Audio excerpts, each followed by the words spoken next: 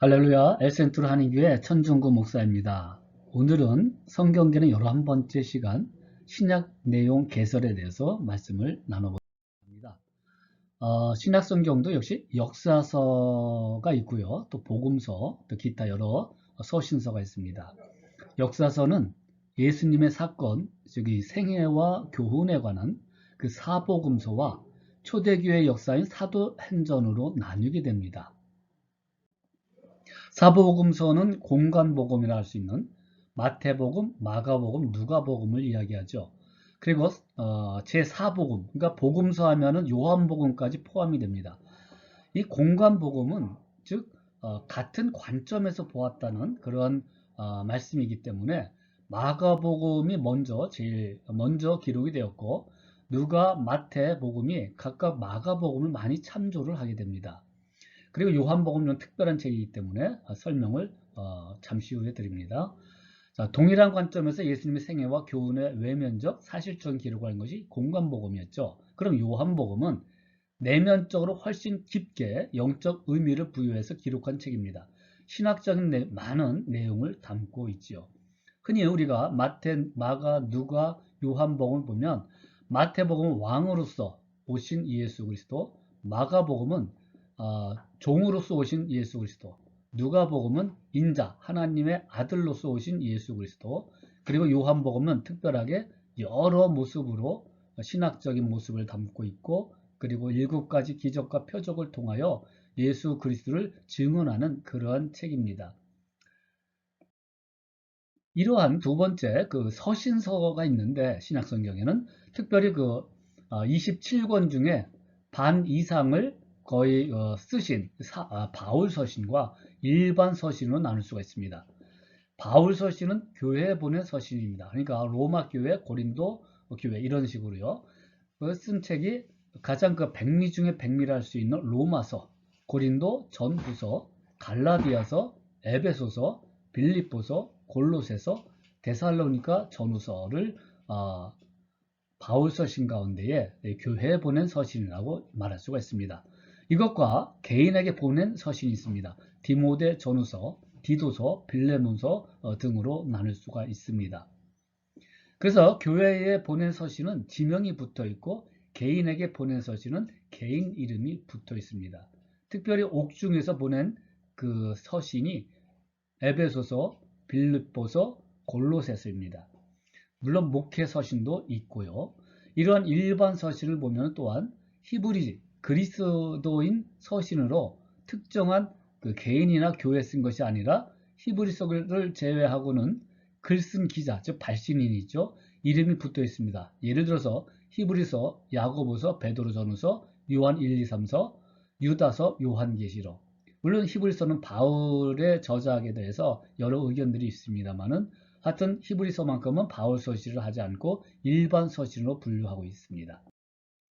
세 번째 중요한 것, 예수 그리스도, 즉 신약은 구약의 예언과 대망이 실현된 것으로 사복음서는 지상생애의 그리스도를, 또 사도행전 2하는 부활의 그리스도를 나타내고 있습니다.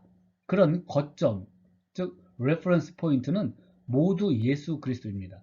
그래서 예수 그리스도에 중심된 그런 내용을 담고 있습니다. 자, 구약의 예언과 대망을 보도록 합니다.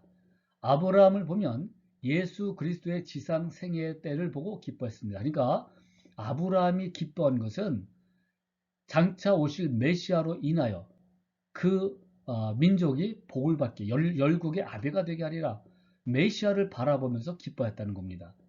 요한복음 8장 56절에 기록하고 있죠. 너희 조상 아브라함은 나의 때 볼 것을 즐거워하다가 보고 기뻐하였느니라. 그래서 믿음은 소망입니다. 믿음은 장래를 바라보는 것입니다. 하나님의 때에 예수님을 이 땅에 보내신 것처럼 아브라함은 그 나그네 삶을 살았지만 장차 올 메시아 때문에 즐거워하면서 기뻐하는 삶을 살았다는 거죠. 그리고 발람 선지자, 발람이 예언한 야곱에서 나올 한 별, 민수기 24장 17절에 그 한 별이 바로 이 메시아를 얘기하죠. 이사야가 예언한 흑암에 행하던 백성이 볼 큰 빛, 이사야서 9장 2절, 또는 이방의 빛, 이사야서 42장 6절, 49장 6절, 또 말라기에서 예언하는 그 치료하는 광선을 발할 의로운 해, 말라기야 4장 2절. 이 이후로 400년 동안의 중간기를 거치면서 예수 그리스도를 다 가르치는 그 메시아가 오심에 대한 예언이 완성이 되게 되는 것입니다. 그래서 구약은 오실 메시아, 신약은 오신 메시아에 대해서 말씀을 하고 있기 때문에 늘 우리는 성경에서 예수 그리스도를 발견해야 됩니다. 네 번째로 구약의 그림자와 예표는 지나가고 메시아의 본체가 나타났습니다. 대표적인 사건, 즉 동방박사를 보면 알 수가 있어요. 동방박사가 경배할 적에 사실은 그 그림은 잘못된 겁니다. 목자들과 함께 경배를 드리는 그런 그림이 있죠. 그 그림은 잘못된 거예요. 사실은 목자들이 경배를 하는 것입니다. 그 말구육관에서. 그리고 아기적에 이제 예루살렘을 통과하면서 저 동방에서 온 박사들이, 점성술사라고 할 수 있죠.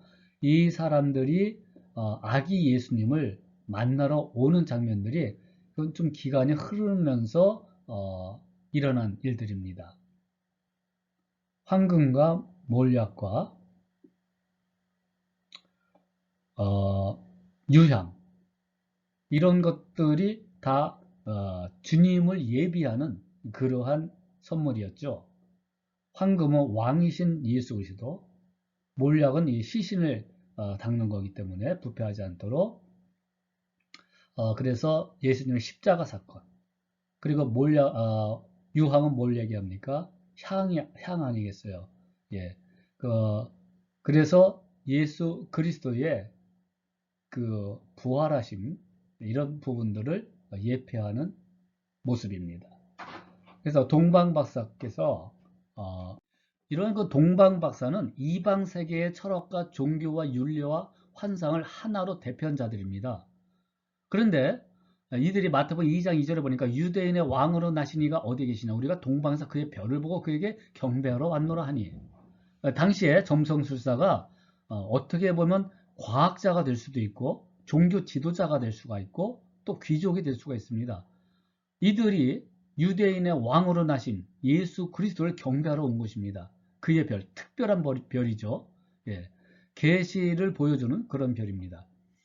동방박사가 이제 그 종교와 윤리와 철학을 대표한 것의 대표한 자들이다. 그들의 환상을 본 거죠. 그리고 물론 그 동방박사들이 이러한 그 메시아 유대적 사상을 평소에 연구를 했다는 것입니다. 그래서 메시아가 분명히 저 동방의 별, 저 떠 있는 별을 봤을 적에 오셨구나 하고 그 예언된 것을 찾으러 온 거죠. 그래서 헤롯 대왕을 만나게 되는데 헤롯 대왕은 다시 와라. 사실은 아기를 죽이려고 했던. 그러니까 동방박사들이 갈 때는 어떻게 합니까? 예루살렘은 안 가고 돌아서 갑니다.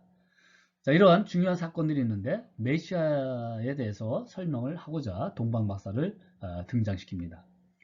그 다음에 예루살렘의 시므온이라는 분을 등장시킵니다.